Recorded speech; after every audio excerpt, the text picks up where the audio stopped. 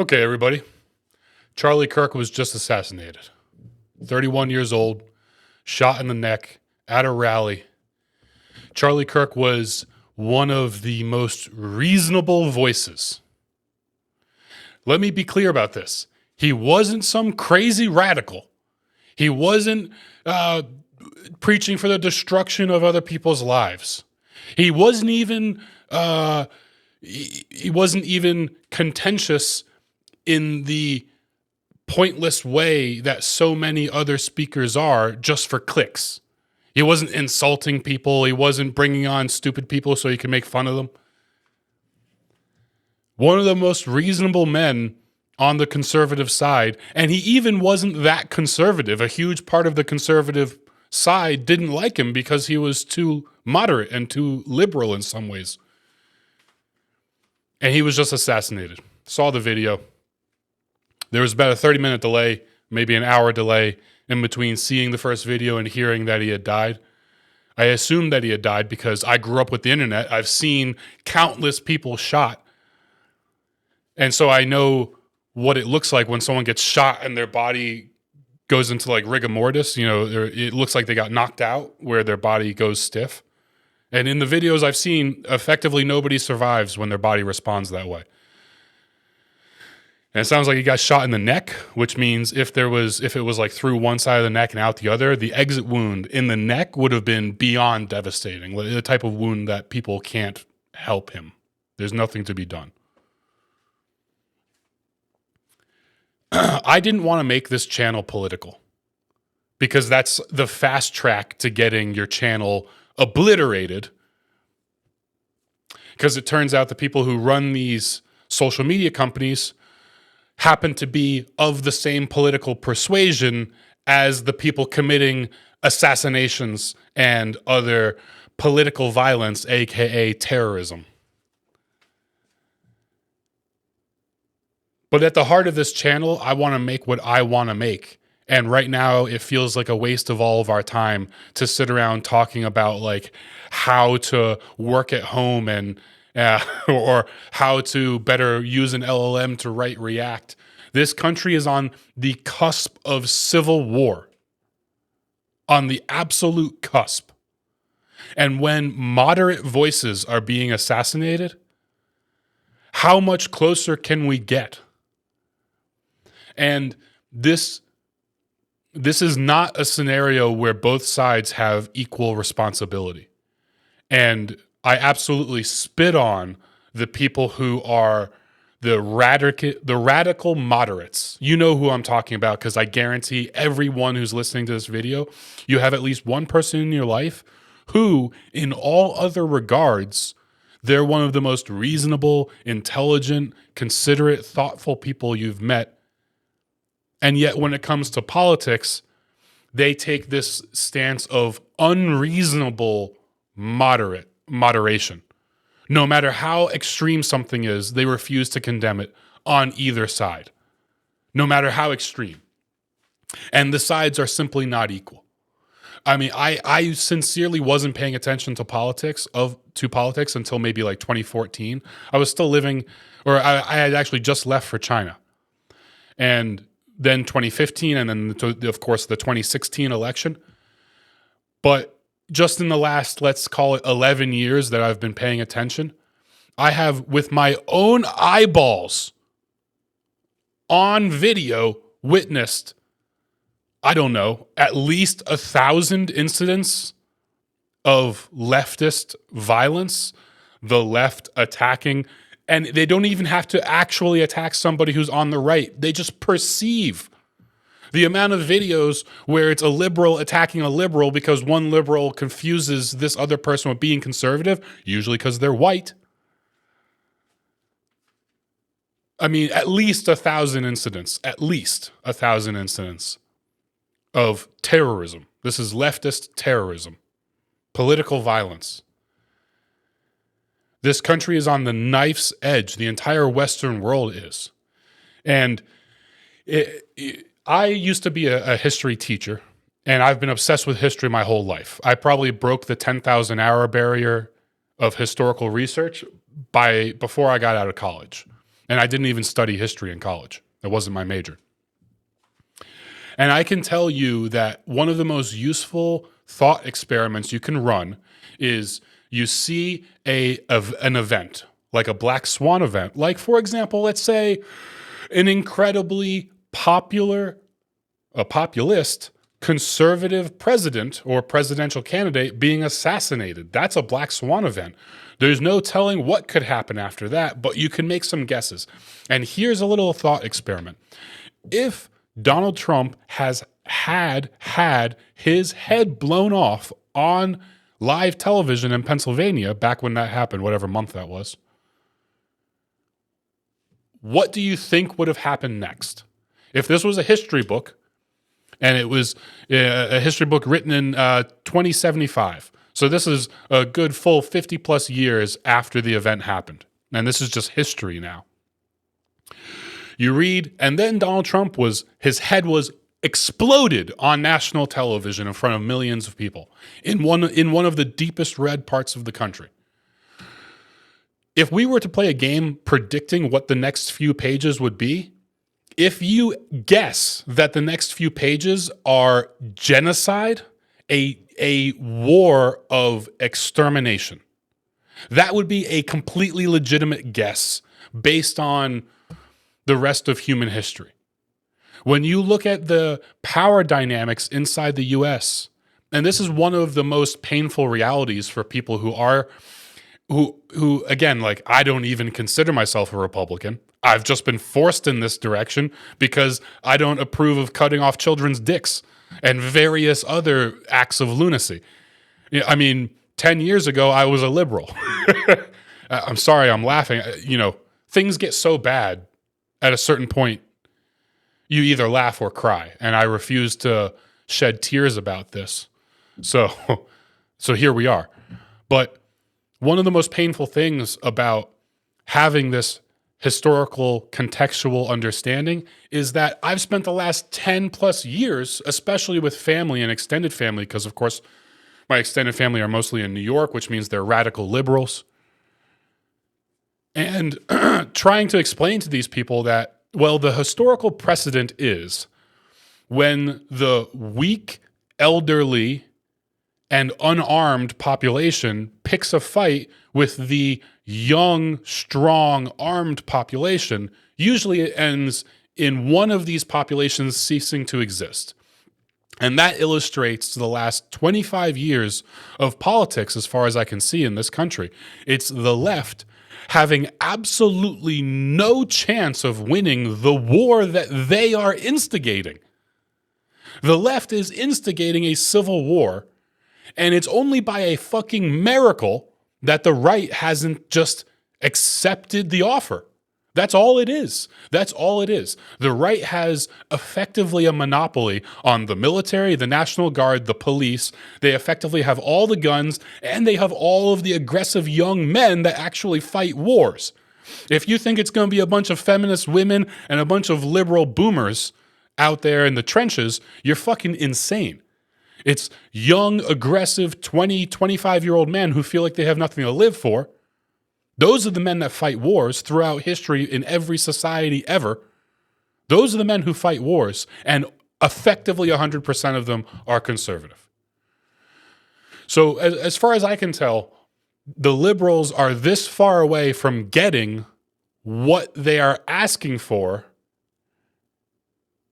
And then God knows what America looks like after this, because I do think that there will be sporadic, unofficial violence. And you might be thinking, well, what the fuck does unofficial mean? I mean, the real violence is going to start when somebody who I know that they've just spent the last 10 years calling Donald Trump literally the devil.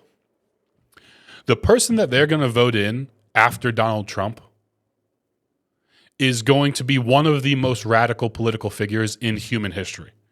And the violence that will come is going to be state sanctioned. It's not going to be vigilantism. That's something that people need to get through their heads. I wouldn't be surprised if we get another 5 or 10 years of escalating unofficial violence where you pick up your phone and at first it's surprising, like, oh my God, 100 people dead in some city somewhere, or like some person goes on a rampage. It's going to very quickly stop being novel. And you're going to pick up your phone and it's going to be the 117th attack in the last 4 months. And you're just going to be numb to it.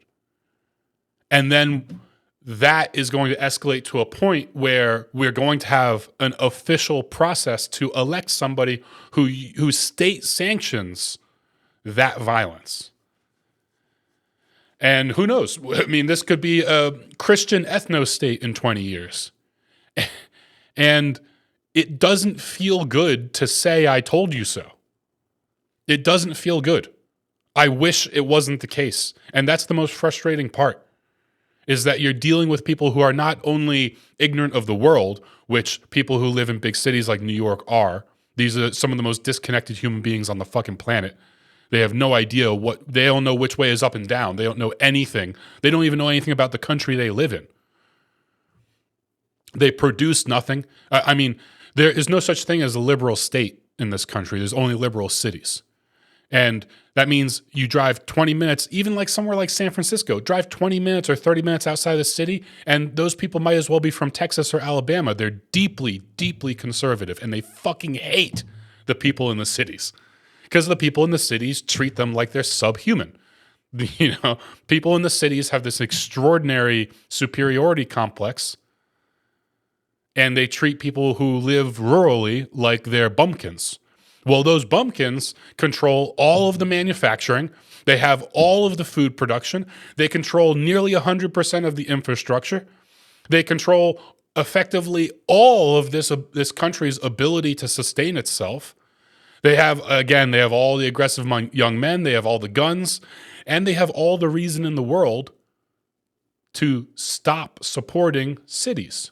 And the moment that the countryside stops supporting cities, you're going to have 50 million liberals who starve to death inside of 12 months. If we broke out into a civil war today, 12 months from now, the populations of New York, San Francisco, Los Angeles, Seattle would be 75% reduced due to famine. Because why would conservative states continue to feed their enemies? And conservative counties. Again, almost every county in the country is conservative. We are on a knife's edge here, and seeing somebody who is a moderate, like Charlie Kirk, assassinated. The dude has a wife and 2 children. I think one of his kids just turned 1.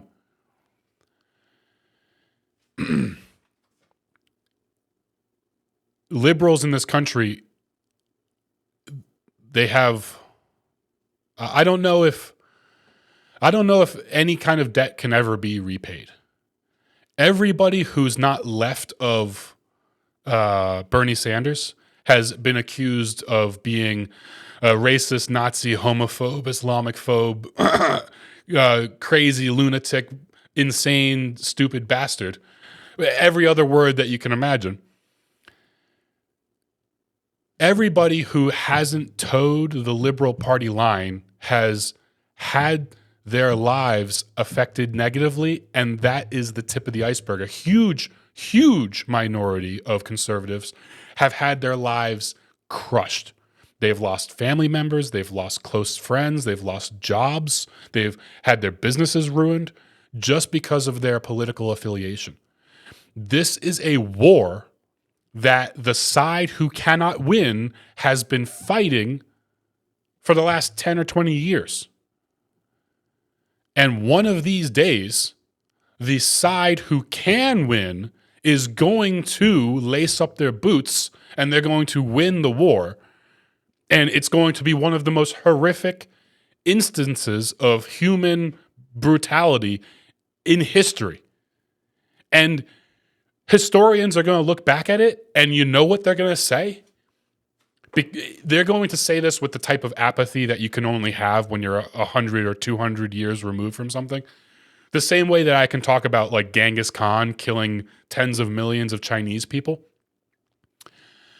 What they're going to say about this response again, the response that's inevitable, historians in the future are going to say, yeah, they fucking had it coming. You can't go into a bear's den and slap the bear around and bully its children and not get mauled. One side has effectively a monopoly on violence, at least the capability of committing violence.